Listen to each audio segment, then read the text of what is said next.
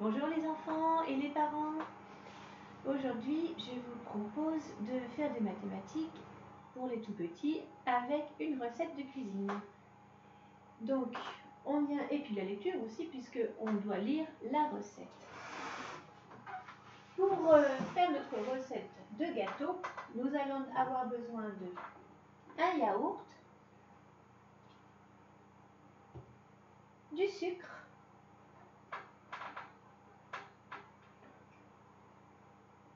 de la farine, des œufs, il en faut 2, de l'huile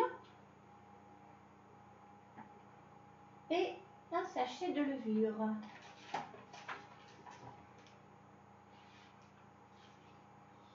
Alors, on va commencer par ouvrir le yaourt et le mettre dans le saladier.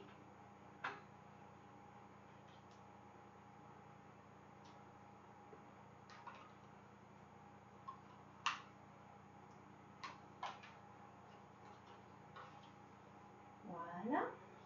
Après le yaourt, la recette nous dit qu'il nous faut 2 pots de sucre. 2. Attends, on va reprendre ça. 2, s'il te plaît. Là. On va utiliser notre pot de yaourt et on va mettre du sucre dedans en comptant de le faire 2 fois.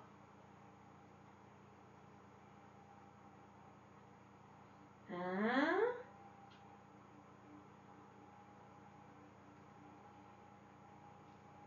Et 2. Ensuite, il nous faut 3 pots de farine. 3. Alors, pour tricher, moi j'ai pris déjà des pots de yaourt que j'avais déjà utilisés. Je les ai lavés. Et on va pouvoir comme ça compter 3 pots de yaourt, 3 pots de farine qu'on va mettre dans les pots de yaourt. On prend une cuillère et chaque enfant peut avoir son petit pot de yaourt et mettre de la farine dans le pot de yaourt.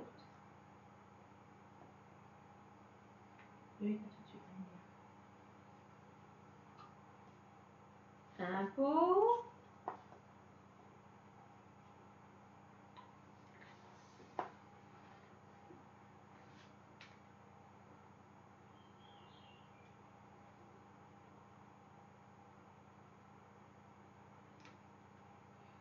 Deux pots. Et 3 pots. Attention, si on veut faire un gâteau au chocolat, on va pouvoir remplacer l'un des pots de farine par un pot de cacao en poudre.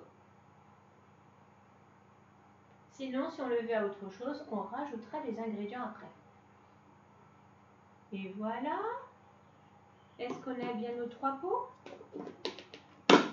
1, 2, 3. On a 3 pots de farine. Et maintenant, on les verse dans le saladier. 1, 2 et 3. Qu'est-ce qu'il nous faut ensuite? On regarde la recette. Il nous faut 2 œufs. J'ai préparé 2 œufs dans des coquetiers. Comme ça, ils ne tombent pas. Alors, petite astuce pour éviter de devoir recommencer toute la recette si on rate. Je vais casser mes œufs dans un bol. Comme ça, si jamais il y a des morceaux de coquille ou si j'ai tout raté, eh bien c'est pas grave, j'ai raté qu'un seul œuf et ça, j'aurais pas cassé toute la recette. Donc je casse mon œuf en cognant sur le rebord du bol. Je l'ouvre en deux. Hop, et je le fais tomber. Et comme ça, je vérifie qu'il n'y a pas d'œuf cassé. Il n'y a pas de coquille cassée dedans.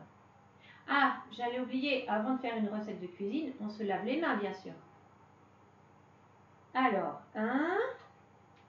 je prends le deuxième, je le cogne, hop, et je le renverse. Parfait. Non? Non. Il n'y a rien. T'en vois?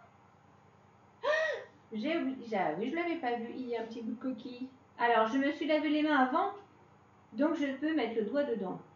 Ah, il faut maintenant aller à la pêche au morceau de coquille qui est tombé dedans. Parce que la coquille, ça ne se mange pas. Voilà. Et je crois qu'il y en a encore un autre tout petit bout. Je vais le pêcher. Oh là là, il va me falloir une cuillère. C'est pas grave si on mélange. Hein. Là, il va me falloir une cuillère parce que là, c'est un tout petit bout. J'arrive pas à l'attraper. Voilà. Donc là, j'ai enlevé les petits bouts de coquille que j'avais un peu ratés. Et c'est bon, je peux verser dans le saladier. Hop. Et maintenant, il me faut la moitié d'un pot d'huile.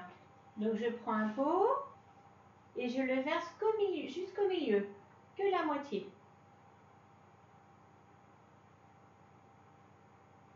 Voilà. On le met dedans.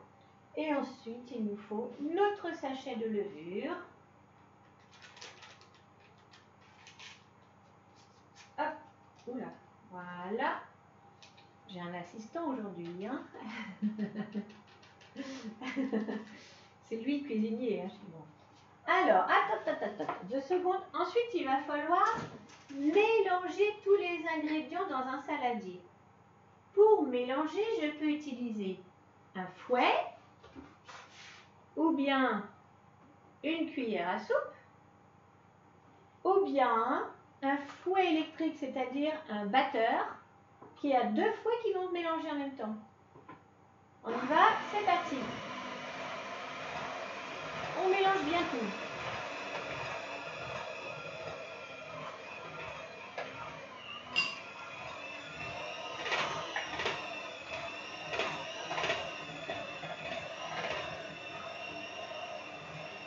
Alors, aujourd'hui, on a décidé d'aromatiser avec de l'arôme de fleur d'oranger. Ça, c'est pas obligatoire. Ça, si vous aimez ça. On peut aussi rajouter une petite cuillère de purée d'amande ou de noisettes. Si par contre on veut faire au chocolat, je vous dis, c'est de la poudre de chocolat, de cacao, mais à la place d'un verre de farine. Et là, on va mettre 2 cuillères comme ça, 2 cuillères à soupe.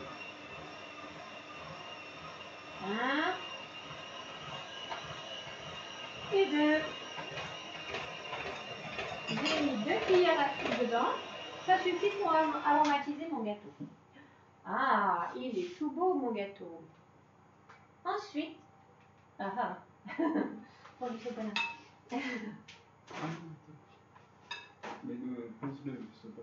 Voilà, et voilà. Ok. Ensuite, il va falloir mettre dans un moule.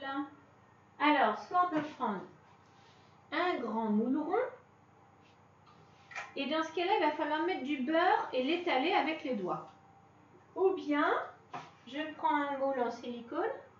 Je peux aussi faire des petits ronds. Ou bien des petits rectangles. On choisit. Alors nous, on a choisi de faire... Alors attention de ne pas le remplir entièrement, chaque zone, parce que sinon, comme à la cuisson, il va gonfler. Sinon, ça va déborder. On remplit. Tu veux que je t'aide? Oui. Alors, comme vous voyez, on remplit avec une louche. C'est plus pratique hein, que la cuillère. On remplit à la louche.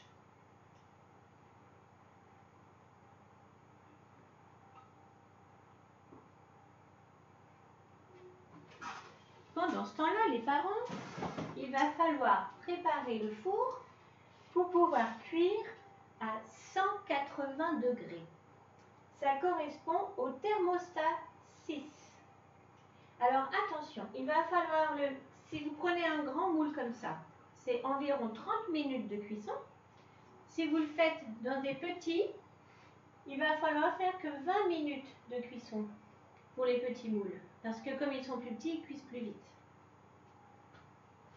Et donc là, comme moi j'ai choisi des petits, je vais mettre mon minuteur sur 20 minutes. Et ensuite, à 20 minutes, je vérifie avec un couteau. Pardon. Oups. Voilà. Regardez ce qui se passe. Quand le gâteau n'est pas cuit, je trempe le couteau dans le gâteau. Le couteau est tout sale. Par contre, si je fais la même chose une fois que le gâteau est cuit, le couteau ressort propre.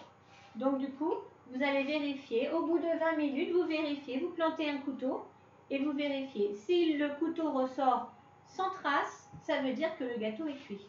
Si on voit encore des traces, c'est qu'il n'est pas fini de cuire. Ah, il y a un petit souci. Qu'est-ce que tu fais? Ah non, tu as rajouté de la purée d'amande. D'accord. Ah, donc nous, on aura un gâteau à la purée d'amande et à la fleur d'oranger. Ça, c'est pas obligatoire. Vous mettez ce que vous voulez comme ingrédient après. Hein. Pour faire un goût particulier, vous mettez les ingrédients que vous voulez. Ah bah oui, mais là, tu es obligé de remélanger.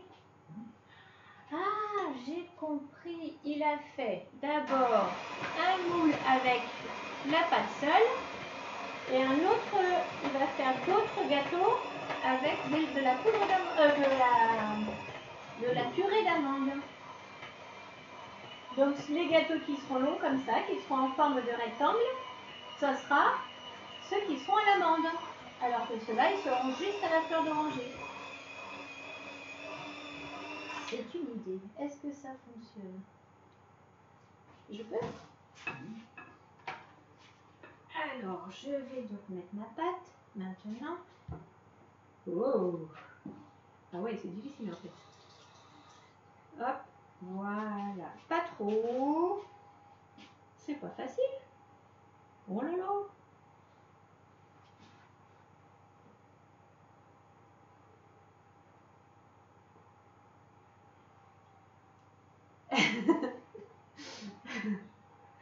Je suis pas super douée pour ça.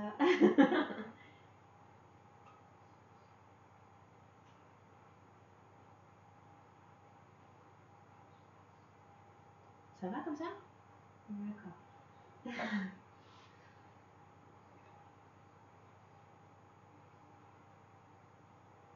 Voilà, j'ai l'impression que la purée d'amande épaissit un petit peu hein, la pâte.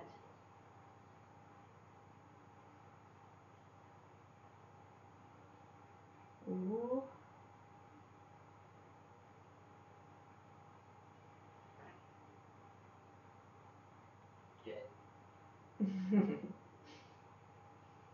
Voilà.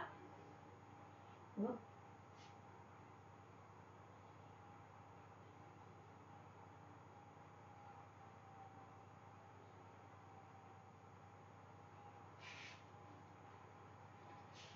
Il y en a des plus petites, d'autres, j'ai l'impression. C'est pas facile. On apprend la dextérité là. Hein.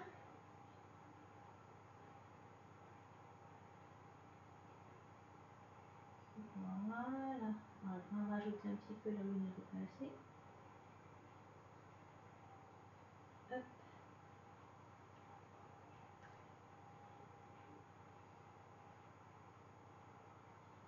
Voilà. Il y en a quand même beaucoup plus sur celui-là. Voilà. Alors, comme j'ai renversé un petit peu à côté, je vais prendre un sopalin pour essuyer les rebords.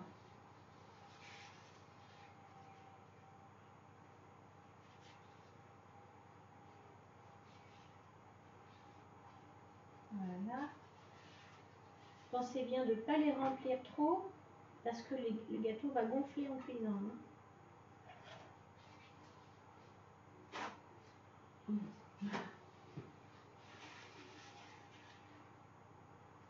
Voilà. Et maintenant, attention, ce sont que les parents qui vont mettre dans le four à 180 degrés.